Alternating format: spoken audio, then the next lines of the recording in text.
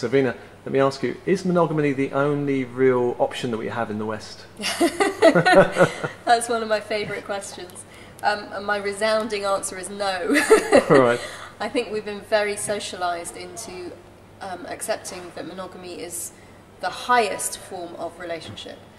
And from my observation, I actually do think that probably for most people, for the largest part of their adult life, that probably is the most appropriate form of relating.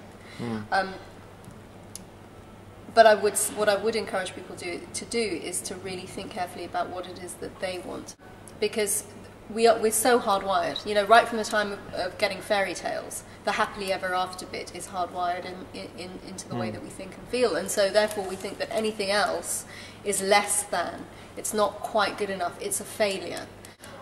Any other kind of relationship, multiple relationship, you know, we have a lot of derogatory terms for that, like playing the field or messing around or whatever.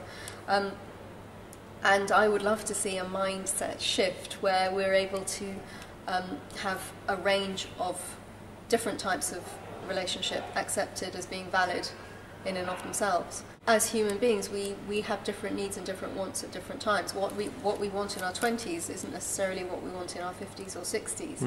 And I think allowing ourselves to change and allowing our desires to change is important, otherwise we stagnate. And I see this a lot with clients, that they've started to die. Their souls have started to die because they remain in forms of relationship that don't make them happy anymore. Can we love more than one person at the same time? Yes. How can we do that? I'm very clear on that. Because love doesn't do forms and structures and negotiations and contracts. It just is. It arises and it flows and it changes and it ebbs sometimes, and then sometimes it comes back. How can we do it? Actually, it's not so much a question of how we can do it. It's more a question of how are we able to let go of the restrictions that we put on love, because love doesn't do restrictions, the soul doesn't do restrictions.